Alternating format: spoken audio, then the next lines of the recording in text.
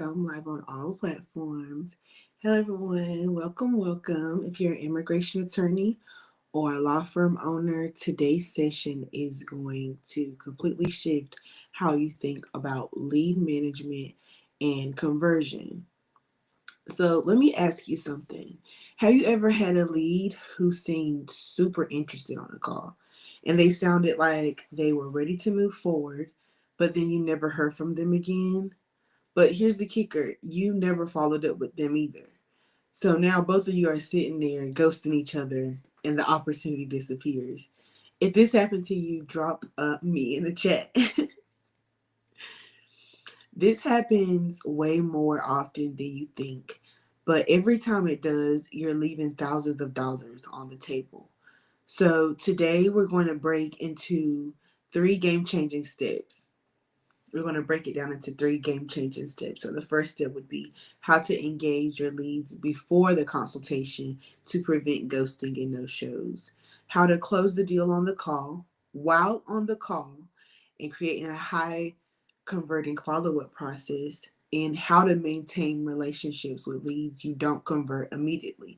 So they come back later. So let's get started on step one. Hi, hello everyone. So let's get started with where most law firms drop the ball, and that's not engaging with the leads before the consultation. Here's the deal, if the leads don't feel like you're engaged before the call, they won't feel like they should invest in you after the call. I don't know if you guys have ever heard of the term providing value from afar. So once you provide value from afar, that can turn a cold lead into a warm lead. And eventually they can go down your intake process and follow your intake process to where they can eventually become a hot lead. But it's your responsibility to be able to guide them there. So here's a scenario. Samantha submits an inquiry about a family-based green card, a family-based adjustment of status, and you send a confirmation email and then nothing. Nothing. Thank you, Samantha, for booking a call. That's it. So here's what you should do instead. Send a warm-up email or a text immediately. It's saying, excited to connect. Hi, Samantha. I just saw your inquiry come through and I wanted to personally introduce myself. I help clients like you navigate the immigration process smoothly.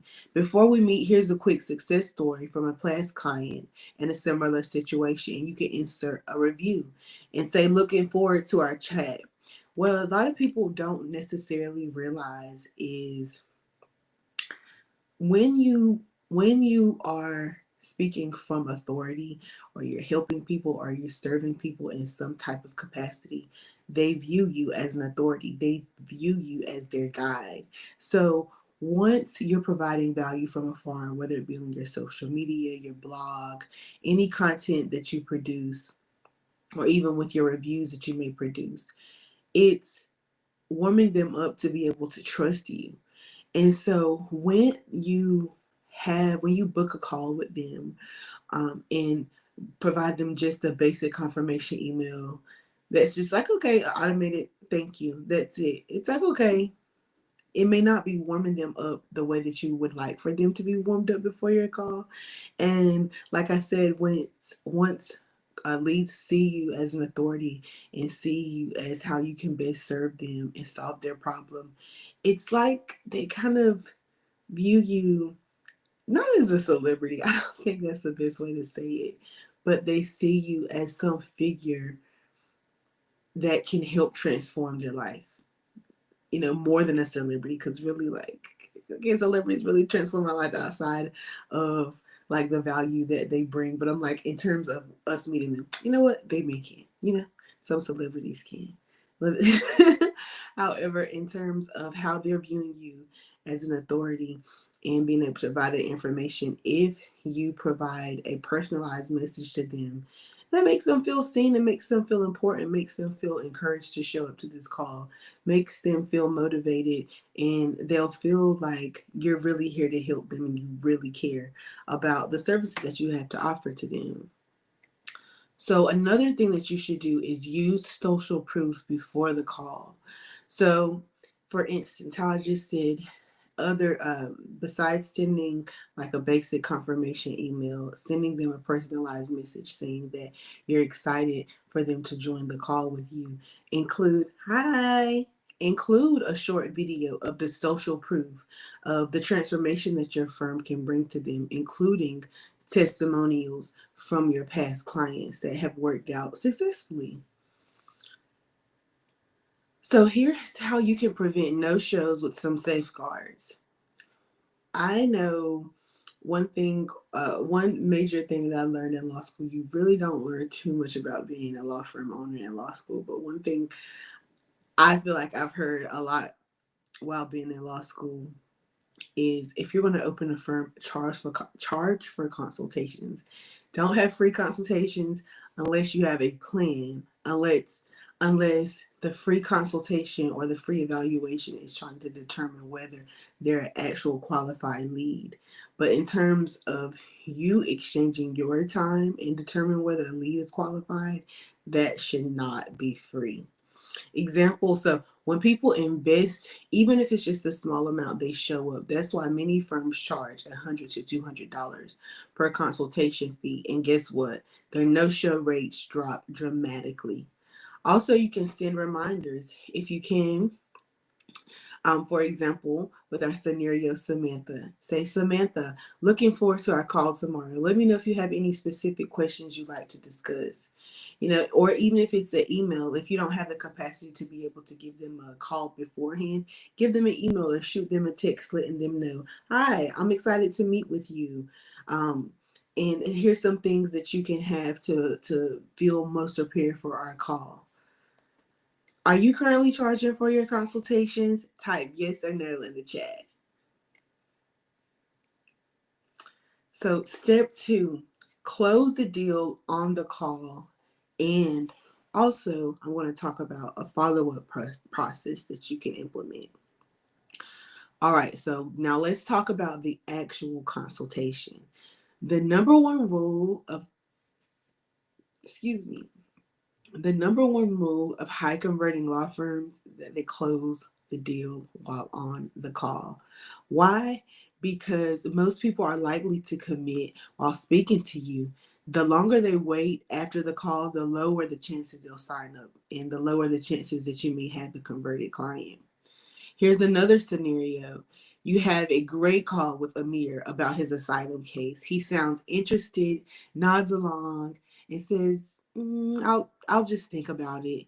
And you handle that objection by saying, okay, just reach out. Oh, you don't handle, I'm sorry. In this scenario, you're not handling this objection. In this scenario, you're very passive and you're letting Amir walk through the door. And you say, okay, just reach out when you're ready. And you never hear from Amir again. Here's what you should do instead. Close the deal while on the call. Once they say yes, immediately send the onboarding email with payment details and the next step on how they can get started. Walk them through the contract while on the call. Have them sign the contract while on the call and answer any additional questions they may have about the said contract. If they hesitate, use social proof. If they hesitate and say, just like how Amir had said in the first incident, let's think about it. Handle that objection by saying and implementing your social proof from the past by stating many of our past clients felt the same way. They told me the moment they decided to move forward, they felt instant relief. Let's get started today. You don't we will Once you learn how to close the deal on the call and handle those objections, it'll become a lot easier to be able to handle them. At first, it can seem like there may be a lot of resistance, but with anything, it takes practice, and over time, you'll be able to say their objection in your head before they even finish it, and you'll know how to address it. And these tactics, these tools can help close the deal while on the call. So another thing that you should do is send up follow-up calls or emails to hot leads. And hot leads are qualified leads who did not sign up immediately. Well, hot leads can sign up immediately, but in this instance, the hot leads that we're discussing, they did not sign up immediately. These hot leads you should send follow-up calls or emails to. If feasible, schedule a follow-up call. Have someone on your team give them a call and let them know, hi, I understand that you had a consultation or a strategy call with us today, and I wanted to know how it went. Just keeping your firm on their radar as a business, as an organization that's able to help them and solve their problems. And if calls are an option, you can set up a hot lead email sequence, which basically recaps what they qualify for and how you can transform their life. Share another success story from a past client with showing social proof, and remind them of your limited time offer.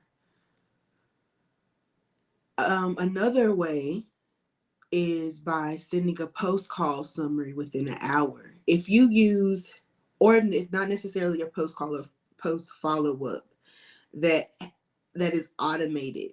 So if you use email software, you can automate this process. If you have the bandwidth to be able to have your receptionist or have someone on your team to be able to do this as a standard of procedure after every hot lead, that would be great as well. Thank them for their time and highlight what they qualify for and state the price. Add urgency. So say this current pricing is only valid for 30 days, 60 days. In the email, say, hi, Amir, thank you for your service today. You qualify for family adjustment of status, which allows you to get your green card and work permit. This process is time sensitive. So if we move forward within the next X amount of days, you'll receive this offer. Let me know how how to proceed. And this can not only be used as a resource for them to be able to know what they qualify for, and if they want to take the time to research, or I feel like sometimes if they qualify for something they may have never heard before, it just gives them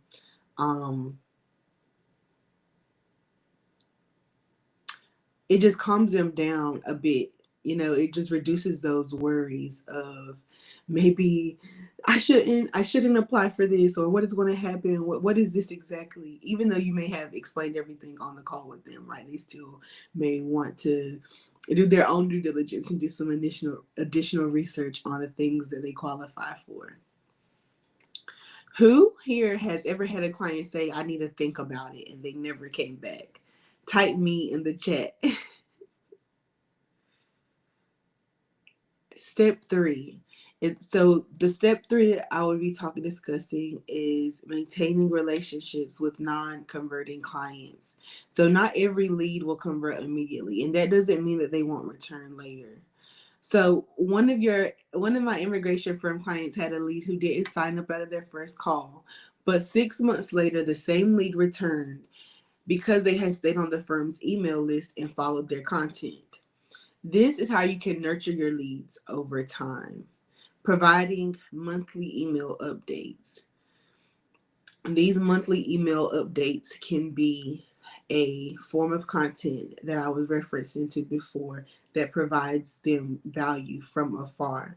So whether it's a newsletter, whether it's providing information about something they may be interested in. I know I see a lot of immigration attorneys, they have lead magnets concerning marriage adjustment of status, or some work-based visas, or they provide knowledge based on their ideal client archetype.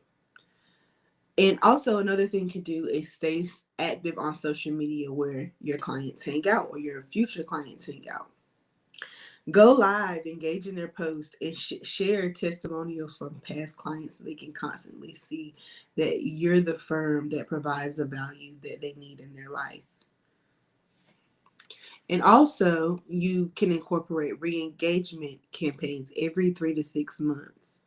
So, here's another example with Amir. Hi, Amir. I remember we chatted a few months back about your immigration process. Just checking in. Are you still looking for support? Let me know how I can help. just so you can just constantly keep them on your radar and constantly have that visibility with your leads that you will want to eventually warm up to become qualified clients.